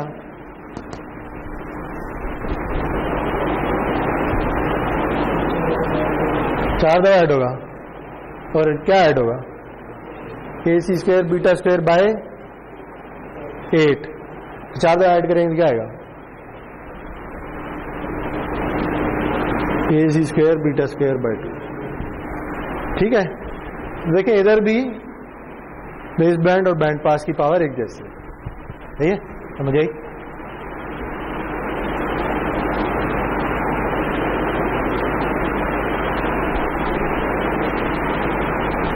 ठीक है जी, मॉड्यूलेशन समझ आ गई।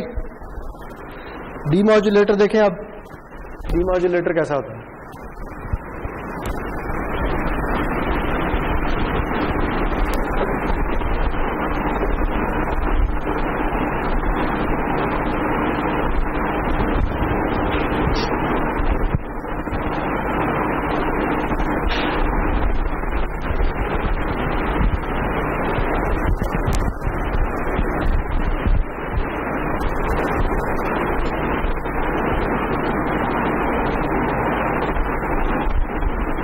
अच्छा, इसकी ना एक छोटी सी चीज रह गई है, ये क्या है, ये एक्सप्रेशन है बैंड पास सिग्नल की। अगर इसकी मैं एक छोटी सी ब्लॉक डायग्राम बना दूं, देखें हो क्या रहा है, आपके पास एक इंफॉर्मेशन सिग्नल आ रहा है, ठीक है। उसके साथ आप क्या क्या कर रहे हैं, उसे एक टोन से मल्टीप्लाई कर रहे हैं जिसकी फ्रीक्वेंसी FC है, ठीक है, और ये √2 इसकी वजह से आ रहा है, याद है। और ये क्या है, ये वो AC है, वो कांस्टेंट है जो आप मल्टीप्लाई कर रहे हैं, ठीक है। तो हो क्या रहा है कि आपके पास एक मिक्सर लगा हुआ है, एक ऑसिलेटर लगा हुआ है, ऑसिलेटर की फ्रीक्वेंसी क्या है, FC, ठीक है। ये आपको क्या सिग्नल दे रहा है, ये दे रहा है √2 कोसाइन ऑफ 2 पाई FCT, एक टोन जनरेट कर रहा है, ठीक है। उस टोन को आप डायरेक्ट मल्टीप्लाई कर देते हैं अपने मैसेज सिग्नल के साथ, ठीक है। जो आउटपुट आती है उसे स्केल कर देते हैं AC के साथ। स्केलिंग जो है ना वो यूजुअली इस तरह से डिनोट होती है। इलेक्ट्रॉनिक्स में ये सिंपल किस चीज का होता है, याद है, एम्पलीफायर। ये बेसिकली एक एम्पलीफायर लगा, ठीक है, और इसके आगे अगर वायरलेस है तो एंटेना है। तो AM जो है ना, देखें AM दिखने में बहुत ही सिंपल है।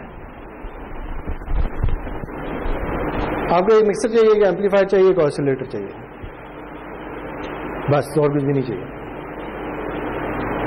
यही वजह है कि AM वो पहला कम्युनिकेशन सिस्टम है। ये शुरू के कम्युनिकेशन जो सिस्टम होते थे ना, वो AM ही होते थे, क्योंकि AM बनाना बहुत आसान होता है, ठीक है।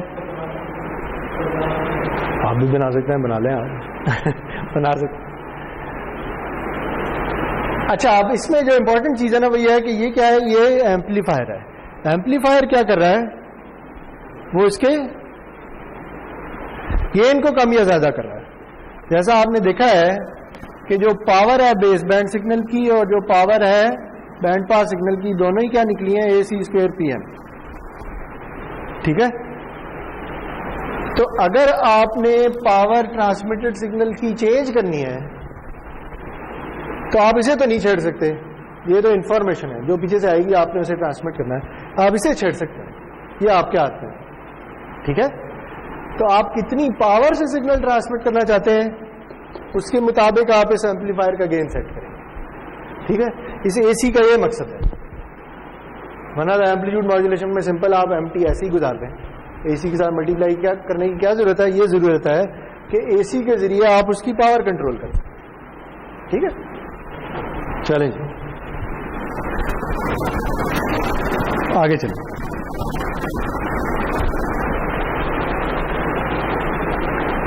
अच्छा जी, अब हम बात कर रहे हैं डीमॉड्यूलेटर। मैं ये देख लिया कि एम की मॉड्यूलेशन कैसे होती है, अब हम ये देखेंगे एम की डीमॉड्यूलेशन कैसे होती है। अच्छा जी, डीमॉड्यूलेशन के लिए जो पहला काम है वो ये है कि हम ये देखें कि रिसीव्ड सिग्नल क्या होगा, और रिसीव सिग्नल का हमने कल ही मॉडल पढ़ा है, याद है? चैनल ऐड करके क्या होता है क्या नहीं होता। तो जो रिसीव्ड सिग्नल होगा वो क्या होगा, जो ट्रांसमिटेड सिग्नल है मल्टीप्लाई हो जाता है वो फेज के साथ और उसमें नॉइज ऐड हो जाता है। ठीक है, ये कौन सा फेज है, ये 5P क्या है, ये जो 5P आ गया ये कहां से आ गया, ये वो चैनल में जो टाइम डिले था उसकी वजह से जो फेज शिफ्ट आता है वो है। ठीक है, इसकी वैल्यू याद है 2 पाई FC टाउ माइनस। ठीक है जी,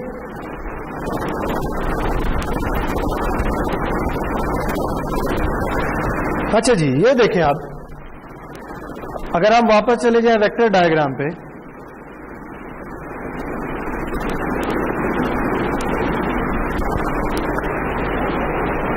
तो हमने क्या कहा था,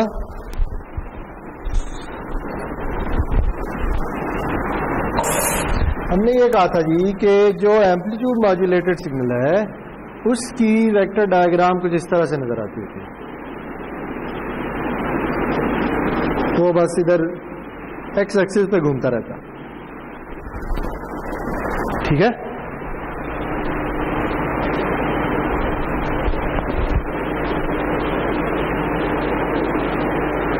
तो अगर मैं अब ये निकाल दूं फॉर एग्जांपल थोड़ी देर के लिए, तो जो रिसीव्ड सिग्नल है उसकी वेक्टर डायग्राम कैसी होगी, ये वेक्टर डायग्राम तो इसकी है, फेज से मल्टीप्लाई होगा तो इधर क्या होगा,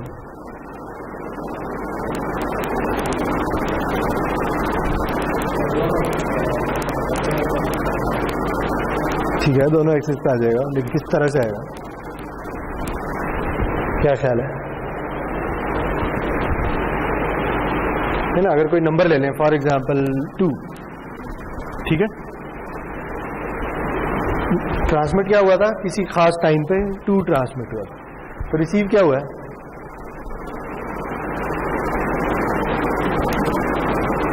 रिसीव क्या हुआ है, ये सारा रिसीव हुआ ना यार, ठीक है ना? 2 ट्रांसमिट अगर किया था तो वो एक कॉम्प्लेक्स एक्सपोनेंशियल से मल्टीप्लाई होकर मिल रहा है, तो रिसीव क्या हुआ होगा, रिसीव हुआ होगा 2 × e⁵P। ठीक है, 5P की कोई वैल्यू ले लेते हैं, से 5P की वैल्यू है 50 डिग्री, जितने भी रेडियंस बनते हैं। तो आप बताएं कि ये 2 कहां पे होगा,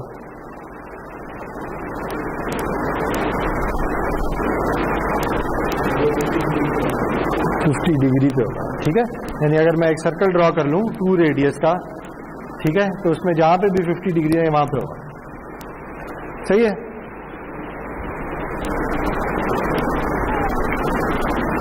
तो अब आपके ख्याल में ये तो एक नंबर था, अगर ये ट्रांसमिट हुआ है तो रिसीव क्या होगा,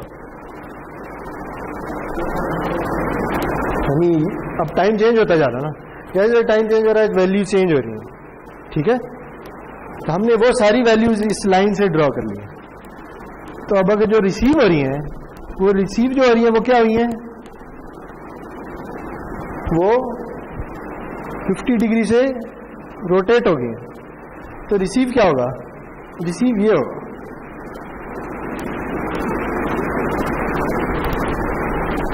बात समझ आई क्या हुआ है? जो भी वैल्यूज आपने ट्रांसमिट की थी उन सब के सब में एक कांस्टेंट फेज शिफ्ट आ गया। देखिए फेज शिफ्ट टाइम के साथ चेंज नहीं हो रहा, ये तो टाइम के साथ चेंज हो रही है, ये कांस्टेंट है। ठीक है, तो 2 ट्रांसमिट किया था तो 50 डिग्री से शिफ्ट हो गया, -1 ट्रांसमिट किया था तो वो भी 50 डिग्री से शिफ्ट हो गया, -3 किया था तो वो भी 50 डिग्री से शिफ्ट हो गया। तो जो वैल्यूज यूं आ रही थी अब वो रोटेट होके यूं होती है। बात समझ आई? ठीक है, ये सर्कल के अलाउंग होगी। अगर ये मैक्सिमम वैल्यू, अगर मैं यहाँ पे एक सर्कल ड्रॉ कर लूँ,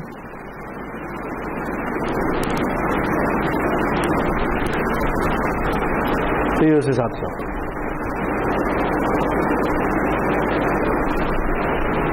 ठीक है जी। तो ये ट्रांसमिट होगा और सॉरी ये रिसीव होगा।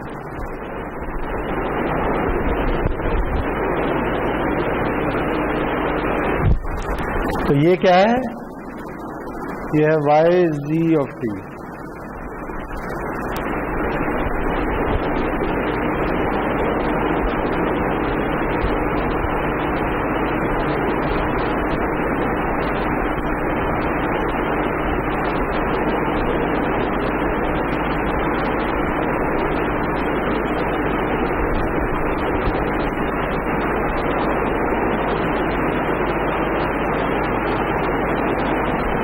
तो ये जरूरी नहीं कि ये एंगल 50 हो, ये कुछ भी हो सकता है, ये हम देख चुके हैं। तो अगर एंगल 90 से ज्यादा हो जाता है तो ये उठ के इधर चले जाएगा, जो रियल था वो उलट हो जाएगा। ठीक है, तो इसका मतलब यह है कि डिपेंडिंग ऑन के फाई की वैल्यू क्या है, जो ट्रांसमिट किया था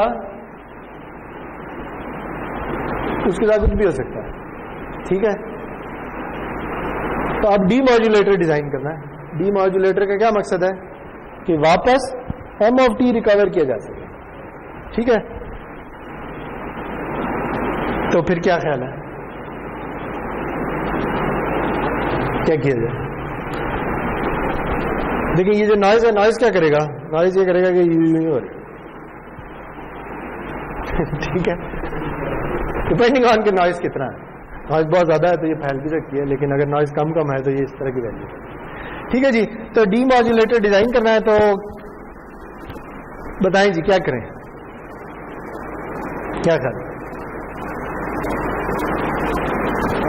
पहले आपके ख्याल में, चले पहले ये बता दें कि कोहेरेंट डीमॉड्यूलेटर होगा या नॉन कोहेरेंट होगा? क्या आपको ये फाई चाहिए वैसे सिग्नल रिकवर करने के लिए या नहीं चाहिए? फाई मैटर करता है। फाई अगर 90 से आगे चला जाए तो फिर तो आपका सिग्नल बिल्कुल ही उल्टा हो जाता है। इस तो फाई के बगैर तो काम नहीं चलेगा। ठीक है, तो सेम मैं कहता हूं आपको फाई मैंने दे दिया है, अब क्या करेंगे आप? हाँ, फाई आपको पता है, यानी आपको ये पता है। ठीक है, सिग्नल आपको रिसीव हो रहा है, ये वाली साइड आपको नहीं पता, ये तो हमने लिखी है ना। रिसीवर को तो ये मिल रहा है। ठीक है, रिसीवर को ये मिल रहा है और साथ उसे पता है कि फाई पी क्या है, तो वो क्या करेगा? यानी अगर मैं रिसीवर की ब्लॉक डायग्राम बनाऊं तो रिसीवर को मिला है जी YZT और उसे फाई पी भी पता है, तो वो क्या करेगा? क्या ख्याल है? वो फाई की इफेक्ट को खत्म करने की कोशिश करेगा। ठीक है, यानी वो ये करेगा कि अच्छा अगर फाई पता है तो मैं फाई के उलट चला जाता हूं और इससे अपने सिग्नल को मल्टीप्लाई कर लूंगा। ठीक है, जब मैं इससे मल्टीप्लाई करूंगा तो क्या होगा? ये वापस रोटेट होके अपनी जगह पे आ जाएगा। ऐसे ही है। तो हम क्या करेंगे? हम इस सारी चीज को e⁻j⁵p से मल्टीप्लाई करते हैं। जब मल्टीप्लाई करेंगे तो आएगा क्या? आंसर क्या आएगा?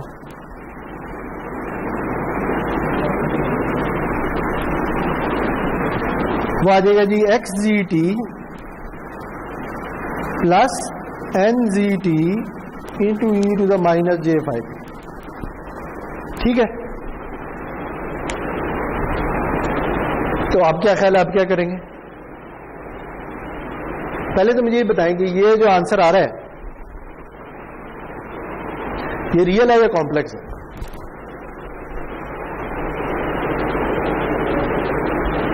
क्यों? वजह क्या? इसमें दो पार्ट्स हैं, एक ये है और एक ये है। ये रियल है या कॉम्प्लेक्स है? ये रियल है क्योंकि ये ट्रांसमिटेड सिग्नल है। ये रियल है या कॉम्प्लेक्स है? ये कॉम्प्लेक्स है, क्योंकि ये खुद कॉम्प्लेक्स है और साथ मल्टीप्लाई भी एक कॉम्प्लेक्स नंबर से हो रहा है, तो ये कॉम्प्लेक्स ही है। तो फिर आपको क्या चाहिए?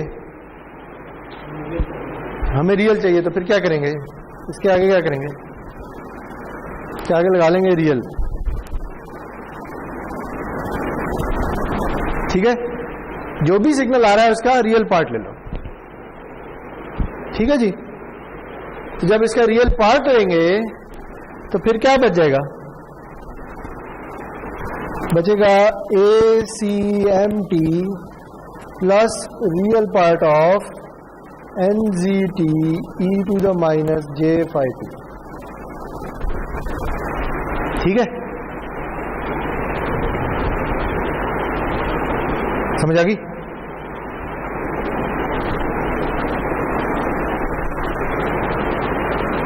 अब क्या करेंगे? अगर मैं इसका पावर स्पेक्ट्रम ड्रॉ करना चाहूं या एनर्जी स्पेक्ट्रम ड्रॉ करना चाहूं इस पूरी चीज का, तो कैसा आएगा आपके ख्याल में? से जो GMFF है ना, वो कुछ इस तरह का है।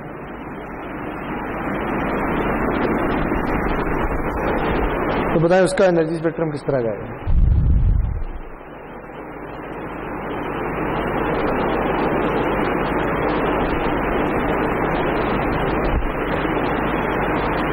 बता दो यार, इस पार्ट का एनर्जी स्पेक्ट्रम क्या होगा?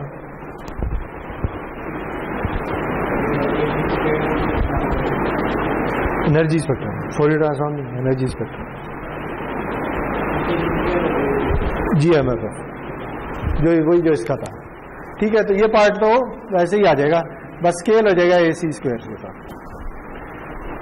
तो इसके बारे में क्या ख्याल है?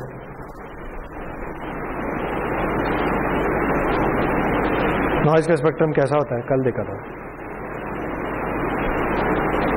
नॉइज कंपोनेंट है ना, नॉइज का पावर स्पेक्ट्रम कैसा होता है, याद है? नहीं याद? हमने कल देखा था कि नॉइज का जो पावर स्पेक्ट्रम है वो कांस्टेंट होता है, ठीक है? हर फ्रीक्वेंसी पे एक जैसा नॉइज आ रहा होता है। तो ये आपको मिल रहा है, इसमें से आपने अपना मैसेज सिग्नल निकालना है, तो आप क्या करेंगे? आप नॉइज को मिनिमाइज करने की कोशिश करेंगे। कैसे करेंगे? इस पे एक लो पास फिल्टर लगाते हैं, ठीक है? यानी इस तरह का एक लो पास फिल्टर लगा लें ताकि कम से कम ये वाला नॉइज तो खत्म हो जाए, ठीक है? तो इसके आगे एक लो पास फिल्टर आ जाएगा, ठीक है जी। तो इन द एंड आप कहेंगे जी कि ये जो है ना, ये एक मैसेज सिग्नल का एस्टिमेट है जो मैंने आपको निकाल के दे दिया, सही है जी। ये हमने क्या डिजाइन किया है? ये हमने AM का डीमॉड्यूलेटर डिजाइन किया है जो कि कोहेरेंट है। कोहेरेंट क्यों है? क्योंकि इसे 5P चाहिए। 5P नहीं होगा तो ये बेचारा कुछ नहीं कर सकता।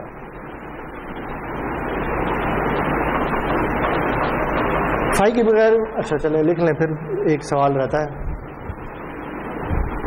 फिर खत्म कर लेंगे।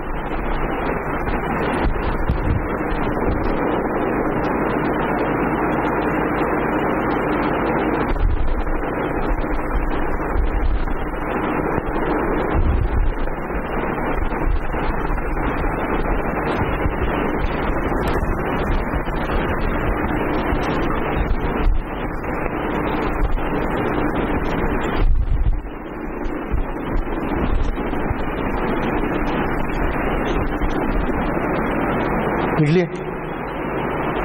अच्छा जी, तो हमने ये कहा है, ये तो हो गया। सवाल ये है कि अगर 5P ना पता हो तो क्या मसला होगा, ठीक है? अगर 5P की वैल्यू ही नहीं पता तो फिर क्या हम मैसेज सिग्नल रिकवर कर सकते हैं या नहीं कर सकते?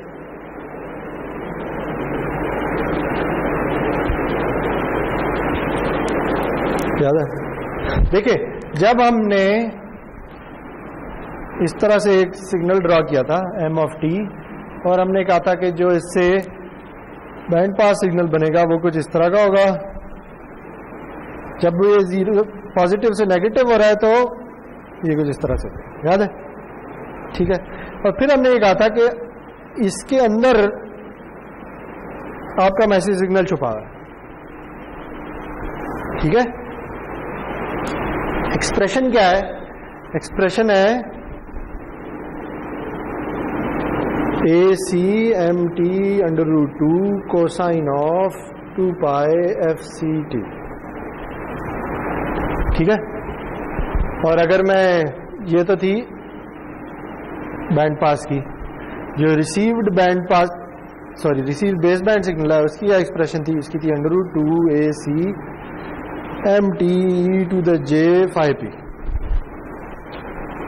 ऐसे।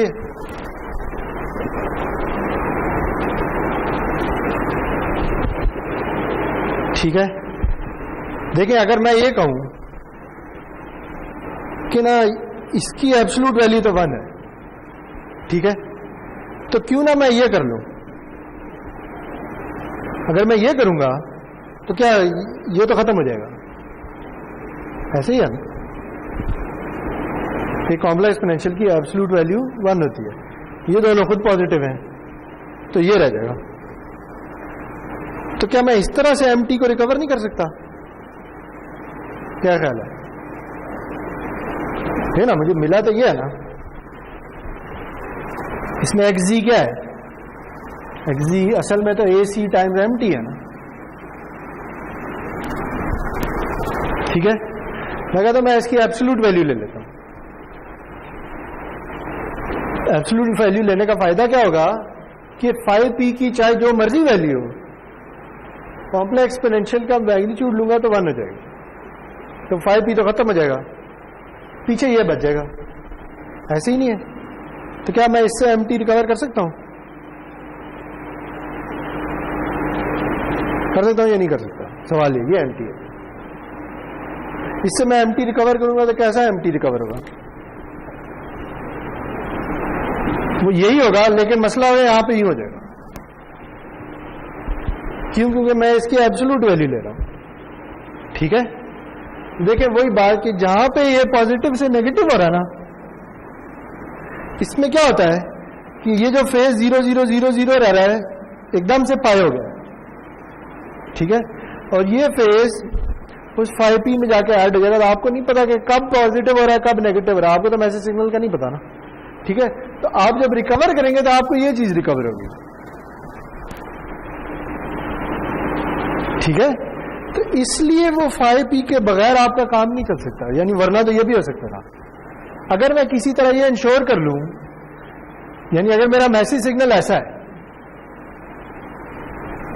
वो हमेशा ही पॉजिटिव रहता है, तो फिर ये स्कीम चल जाएगी। अगर वो नेगेटिव रहता है बीच में, तो फिर मुझे तो नहीं पता ना कब नेगेटिव आना है, तो फिर ये वाली स्कीम नहीं चल सकती। फिर कोहेरेंट डिमॉड्यूलेटर ही डिजाइन करना। सही है जी।